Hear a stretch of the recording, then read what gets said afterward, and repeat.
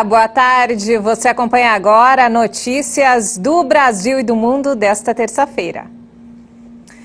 E olha só, capitais de 5 estados suspenderam hoje pelo menos a aplicação da primeira dose da vacina contra a Covid por falta de doses. A suspensão pode afetar o avanço da vacinação em faixas etárias mais jovens.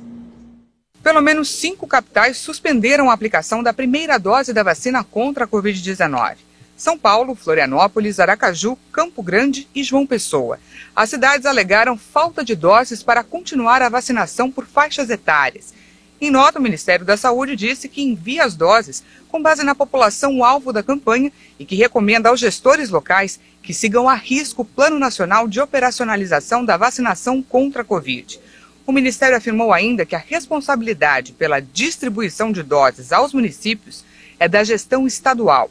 Em São Paulo, por exemplo, a suspensão foi anunciada depois de mais de 60% dos postos de vacinação da capital ficarem sem imunizantes. Com isso, a vacinação de pessoas com 48 anos na capital paulista, prevista para ter início nesta quarta-feira, vai ser adiada. Somente pessoas com 49 anos devem ser imunizadas. A Prefeitura de São Paulo disse que espera receber 188 mil doses do governo do estado para abastecer os estoques das UBSs e dar prosseguimento ao calendário. E ainda falando sobre coronavírus, o Brasil aplicou a primeira dose de vacina contra a Covid em mais idosos que os Estados Unidos. Já na população em geral, o país norte-americano está à frente no número de imunizados.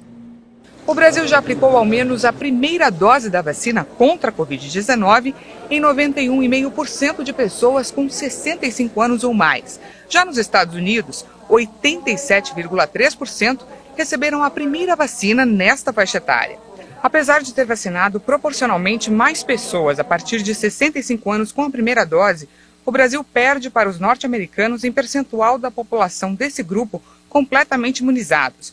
77% dos norte-americanos contra 71% dos brasileiros. Na taxa de adultos vacinados, os Estados Unidos dispararam na frente, com 65,4% das pessoas com 18 anos ou mais que tomaram a primeira dose e 55,8% já estão completamente vacinados. Já no Brasil, 37,6% dos adultos tomaram a primeira dose e 14% já tomaram a segunda dose. Uma vacina desenvolvida por Cuba está perto de se tornar o primeiro imunizante contra a Covid criado na América Latina. O BioCuba Pharma, laboratório responsável pela vacina cubana Abdala, afirmou que o imunizante tem eficácia de 92% com a aplicação de 3 doses. A Organização Mundial da Saúde exige uma eficácia de pelo menos 50% para que uma vacina seja aceita. A Soberana 2, outra vacina candidata de Cuba, também concluiu as 3 fases de testes e atingiu eficácia de 62%. O país informou que irá solicitar à autoridade reguladora permissão para o uso emergencial de suas vacinas. E mudando de assunto, o governo espanhol aprovou o indulto nesta terça-feira para os 9 líderes separatistas catalães presos por seu papel na tentativa fracassada de independência em 2017.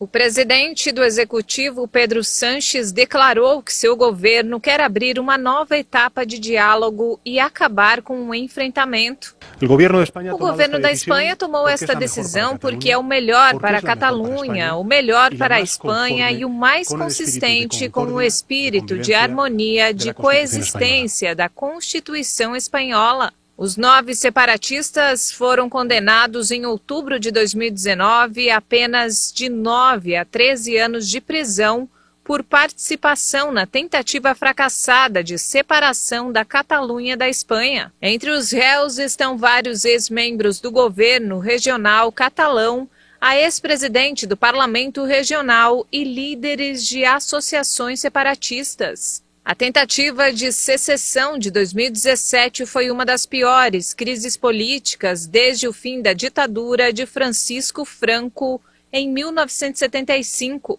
e ainda afeta a política nacional.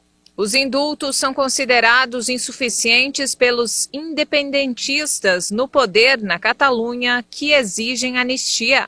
Já a direita critica os perdões e acusa Sánchez de tentar permanecer no poder, já que seu governo minoritário precisa do apoio dos independentistas no Congresso.